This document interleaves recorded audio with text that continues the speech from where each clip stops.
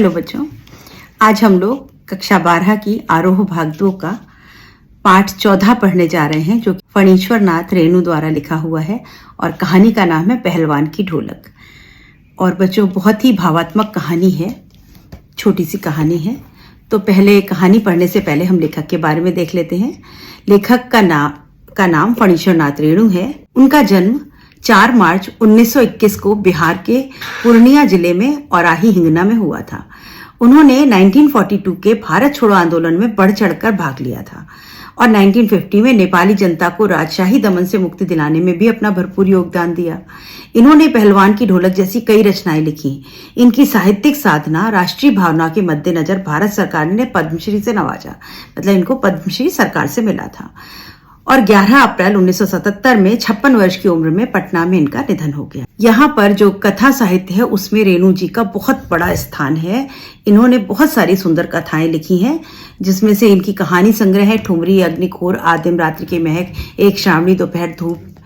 संस्मरण है ऋण जल, धन जल, वन तुलसी की गंध, श्रुति अश्रुत पूर्व, रिपोर्टाज लिखी, नेपाल क्रांति कथा। और इन्होंने रेणु रचनावली में इनकी बहुत सारी रचनाएं प्रकाशित की गई थी। इनकी साहित्यिक विशेषता क्या थी? ये हिंदी साहित्य में रेणु जी आंचलिक साहित्यकार के रूप में प्रसिद्ध रहे, मतलब अलग अलग स्टेट्स की, अलग अलग अंचल की कहानियां इन्होंने लिखी। अब जो हम कहानी पढ़ने जा रहे हैं उसका सार बहुत छोटे शब्दों में क्या है। कहानी को लाइन बाय लाइन आप अपनी पुस्तक में एक बार जरूर पढ़ें। यहाँ हम उसका सारांश पढ़ेंगे। तो सर्दी का मौसम था, ऊपर से गांव में मलेरिया व हैजे का प्रकोप। अब बच्चों, आपने तो अभी हम और आप तो एक महामारी से जूझ चुके हैं, कोरोना महामारी से। तो ऐसे ही पहले ये महामारियां बहुत होती थी। उसका कारण था कि मेडिकल सिस्टम बहुत स्ट्रांग नहीं था और हमारे देश में जो बीमारियां जो आज हम छोटी मान लेते हैं, जिनका इलाज है, उनका इलाज पहले नहीं था और वो महामारी का रूप ले लेती थी और उसमें लाखों करोड़ों लोग एक साथ मर जाते थे, गांव के गांव खत्म हो जाते थे। तो ऐसी ही एक सर्दी का मौसम था, ऊपर से गांव में मलेरिया व हैजे का प्रकोप। और गांव में मलेरिया और हैजा फैला हुआ था। मलेरिया जो मच्छर काटने से होता है, हैजा जो गंदे पानी को पीने से होता है। तो ऐसी बीमारियां फैली हुई थी और अंधेरी रात थी और ठंड की रात थी। अमावस्या की रात में आकाश के तारे ही रोशनी चमका रहे थे। गांव में आपको पता है पहले बिजली नहीं थी, तो अंधेरा था। रात भी अमावस्या की थी, तो मतलब रात आसमान में भी रोशनी नहीं थी। और जब ऐसी कोई आपदा पड़ी हो तो वो अंधेरा और घना लगने लग जाता है। तो यही हो रहा था। आकाश के तारे रोशनी चमका रहे थे, सियारों और उल्लियों की डरावनी आवाजें गूंज रही थी और रात के अंधेरे में सियार वहां वहां कर रहे थे और उल्लू चिल्ला रहे थे। वो सब, ये जो मौसम था, ये जो माहौल था, ये बड़ा दर्दनाक और खतरे वाला माहौल बना हुआ। कभी किसी झोपड़ी से कराहने की आवाज आती और तभी तभी किसी झोपड़ी से कराहने की आवाज आती। कोई दर्द से चिल्ला रहा था क्योंकि सब बीमार पड़े थे। साया रात्रि को सब मिलकर रोते थे और रात को शाम को लोगों के घरों में लोग बीमार पड़े थे, मौतें हो रही थी, तो लोग मिलकर रोते थे। इस सारे माहौल में पहलवान की ढोलक संध्या से प्रातः काल तक एक ही गति से बजती रहती। लेकिन उस गांव में एक पहलवान था जिसके घर से ढोलक की आवाज जो थी वो बराबर आती रही। यह आवाज गांव में ऊर्जा भरती थी और जब पहलवान के घर से ढोलक की आवाज आती थी तो पूरे गांव में एक ऊर्जा, एक नई स्फूर्ति आ जाती थी। क्यों आ जाती होगी बच्चों स्फूर्ति? जिस समय हम परेशान होते हैं तो हम क्या करते हैं, म्यूजिक लगा के सुन लेते हैं, क्योंकि संगीत से हमको थोड़ी राहत मिलती है। तो जब ढोलक की आवाज बजती थी तो एक जिस गांव में बिल्कुल मुर्दा शांति पड़ी हुई हो, वहां पर ढोलक की थाप बजती थी तो लोगों को थोड़ा सा मन में राहत मिलती थी और लोगों के अंदर ताजगी आ जाती थी, स्फूर्ति, मतलब थोड़ी शक्ति वो जोड़ पाते थे। लुट्टन पहलवान गांव में प्रसिद्ध था। 9 वर्ष की आयु से वह अनाथ था। अभी जो लुट्टन पहलवान था वो 9 वर्ष की आयु से वो अनाथ हो चुका था। उसके माता पिता नहीं थे, शादी हो चुकी थी, विधवा सास ने उसे पाला था। उसकी जो सास थी उसने उसको पाला था, मतलब पहले बचपन में विवाह हो जाता था तो छोटे छोटे बच्चे होते थे तो उसको पालने का काम उसकी खुद की सास ने किया था।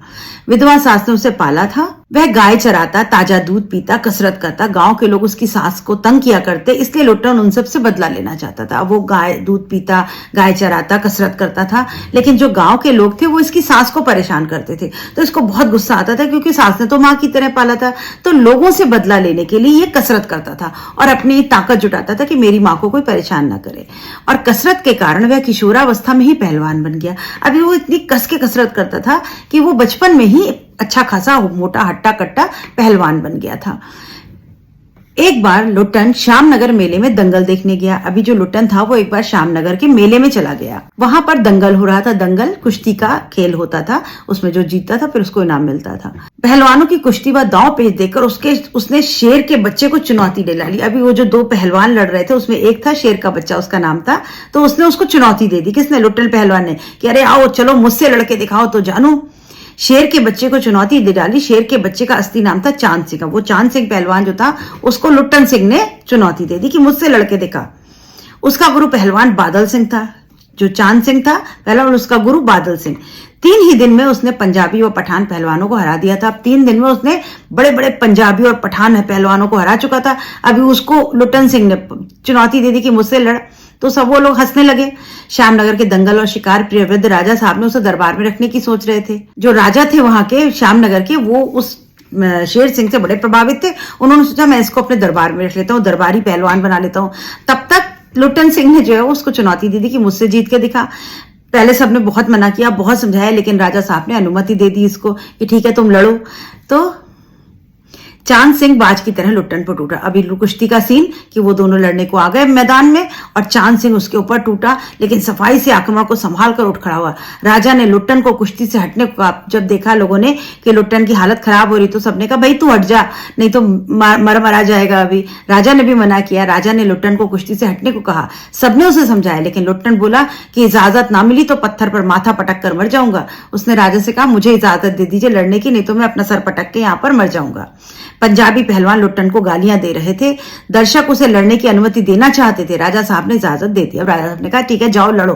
लुट्टन का ढोल बजने लगा। अब लुट्टन जो था अपना ढोल लेकर गया था, वो ढोल बजाता जा रहा था और चांद ने उसे कसकर दबा लिया। अभी वो ढोल भी बजा रहा था और फिर लड़ने को तैयार हो गया। तो चांद खां ने उसको अपनी बगल में दबा लिया अपने उसमें। वो तो बहुत जबरदस्त पहलवान था। वह उसे चित करने की कोशिश में था। अब चांद खां उसको पटक करके सीधा चित करने की कोशिश में था। लुट्टन के समर्थन में काफी सिर्फ ढोल की आवाज थी। अभी लुट्टन का जो ढोल था, जब लुट्टन लड़ने लगा तो उसके जो समर्थक थे वो ढोल बजाने लगे, और जब ढोल बज रहा था तो उस ढोल से लुट्टन को ताकत मिल रही थी। और उधर ढोल बज रहा था, उधर लुट्टन जो था वो दांव पे दांव खेल रहा था। चांद खां के फेवर में सारे थे, लेकिन लुट्टन के फेवर में क्या था? केवल उसका ढोल। जबकि चांद खां के पक्ष में राजमत व बहुमत था, सारे लोग उसके तरफ थे। लुट्टन की आंखें बाहर निकल रही थी। आंखें बाहर मतलब वो परेशान हो चुका था, बुरी तरह से वो थक चुका था। तभी ढोल की पतली आवाज उसको सुनाई दी, धाक दिना तिरकिट तिना, धाक दिना तिरकिट तिना, है ना। और क्या सुनाई दिया? दांव काटो बाहर हो जाओ, दांव काटो बाहर हो जाओ। तो जब भी ढोलक की आवाज बजती थी तो उसको कुछ सुनाई देता था। ऐसा लगता था ढोलक उससे कुछ कह रही है, क्योंकि उसने कसरत अपनी ढोलक की थाप लगा लगा के खुद ही सीखी थी। उसका कोई गुरु नहीं था, वो ढोलक को ही अपना गुरु माना करता। तो उसको लगा कि ढोलक उससे कह रही है दांव काट और निकल ले, दांव काट और निकल ले। लुट्टन ने दांव काटी और लपक कर चांद की गर्दन पकड़ ली। ढोल की आवाज ने कहा दी चटाक चटधा, दे चटाक चटधा, दे चटाक चटधा, अर्थात उठा पटक दे, उठा पटक दे, उठा पटक दे। यहाँ पर ढोलक की ताल पर उसको कुछ सुनाई देते थे बोल, और उसने जोर लगाकर के चांद खां को जमीन पर दे मारा। ढोलक ने बोला दिन धिना दिन धिना, कहा। लुट्टन ने चांद सिंह को फिर चारों खाने चित कर दिया। वाह बहादुर, वाह बहादुर, वाह बहादुर, है ना। उसने उसको चारों खाने चित कर दिया। पहलवान अगर पीठ के बल गिर गया तो समझो वो हार गया। की ध्वनि की तथा जनता ने माँ दुर्गा की, महावीर की जय। और उधर जनता जो थी वो जोर जोर से महावीर की जय, दुर्गा माता की जय के नारे लगाने लगी, और राजा की जय जयकार करने लगे और लुट्टन की जयकार करने लगे। लुट्टन ने सबसे पहले ढोलों को प्रणाम किया और फिर दौड़कर राजा साहब को गोद में उठा लिया। अब लुट्टन इतना खुश, सबसे पहले उसने जाकर ढोल को प्रणाम किया क्योंकि उसको वो गुरु मानता था, और फिर जाकर राजा साहब को उसने गोद में उठा लिया और उन्होंने उसे दरबार में रख लिया। अब राजा साहब बहुत खुश हुए और उन्होंने लुट्टन को अपने घर में रख लिया। चांद सिंह की हार चौंकाने वाली थी। अब चांद सिंह तो हार गया, वो तो बड़ा सरप्राइजिंग था लोगों के लिए। राजा साहब ने लुट्टन को कोई पुरस्कार नहीं दिया, बस उसको अपने राज दरबार में हमेशा के लिए रख लिया। राज पंडित व मैनेजर ने लुट्टन का विरोध किया। राजा के जो पंडित थे और मैनेजर, उन्होंने कहा महाराज ये क्या कर रहे हैं, इसको क्यों अपने घर रख रहे हैं, खाए पिएगा पैसा बर्बाद करेगा। लेकिन राजा साहब नहीं माने। लुट्टन सिंह देखते देखते लोकप्रिय होने लगा। उसने सभी नामी पहलवानों को हराया, जिसमें काला खां जैसा प्रसिद्ध पहलवान भी था। अभी बड़े बड़े पहलवान आते रहे और राजा की तरफ से वो लड़ता रहा और सबको हराता रहा और नाम कमाता रहा। अभी जब वहां श्यामनगर में मेला लगता था तो वो लुट्टन सिंह लंबा सा चोंगा पहने हुए पूरा बड़ा सा कुर्ता लटका सा और अस्त व्यस्त पगड़ी, ऐसे टेढ़ी मेढ़ी पगड़ी बांध करके और मतवाले हाथी की तरह घूम घूम करके झूमता हुआ चलता था। हलवाई के आग्रह पर 2 से रसगुल्ला खाता। हलवाई कहता, अरे लुट्टन में लो हलवा खा लो, रसगुल्ला खा लो, तो 2-2 किलो रसगुल्ले खा लेता, मुंह में 8-10 पान ठूस लेता। अब वो तो राजा का पहलवान था, तो जितने लोग थे वो सब उसकी बड़ी कदर करते थे, बड़ा उसका आओ भगत करते थे और वो खूब मजे से खाता फिरता था। उसके शौक कैसे थे? बच्चों वाले। वो दंगल करने वाला कोई ना था, उससे दंगल करने वाला तो कोई था नहीं। अब सब डरे हुए थे, कौन इससे जाकर के लड़ेगा। तो इस तरह 15 वर्ष बीत गए और उसके 2 पुत्र हुए। अभी वो बच्चों वाले शौक पालता था, इधर उधर खेलता था, कंचे खेलता था, इधर उधर मजा करता था। तो लेकिन क्योंकि उससे कोई लड़ने वाला तो था ही नहीं, तो लड़ाई का काम वाम कुछ नहीं करता था, पर राजा के दरबार में रहता, कस के खाता पीता था और मस्त रहता था। और उसके 2 बेटे हुए। उसकी सास मर चुकी थी, अभी सास मर गई थी और पत्नी भी स्वर्ग से धार गई, पत्नी भी मर गई थी। 2 बच्चे उसके थे, दोनों का भरण पोषण दरबार से होता था। अभी दरबार में क्योंकि दरबार का पहलवान था, तो राजा की तरफ से उसको खाना पीना सब मिलता था, तो बच्चे भी आराम से पल रहे थे।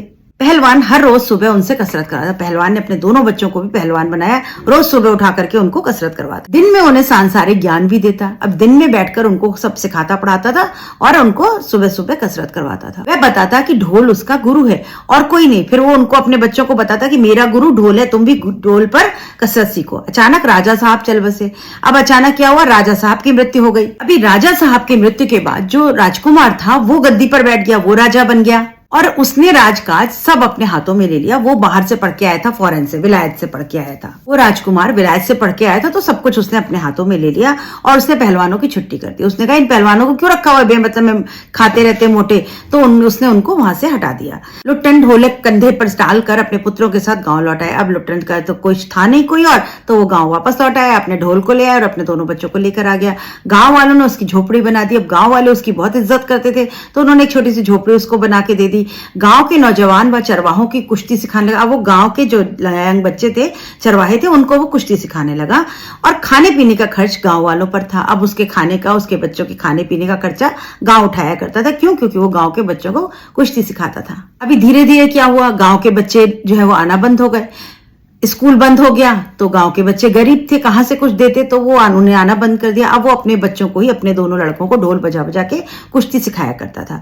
लड़के दिन भर मजदूरी करने लगे। अब लड़के जो है वो दिन भर मजदूरी करते, कुछ पैसा कमा के लाते और पहलवान से वो ढोलक सीखते थे। गांव पर अचानक संकट आ गया। सूखे के कारण अन्न की कमी हो गई और फिर मलेरिया और हैजा फैल गया। अभी गांव में सूखा पड़ गया। सूखा, जब बारिश नहीं होती, पानी सूख जाता है तो सूखा पड़ जाता है, अनाज की कमी हो जाती, अकाल पड़ जाता है। तो अभी सूखा आ गया और ऊपर से महामारियां आ गई, मलेरिया और हैजा जैसी बीमारियां, महामारी फैल गई।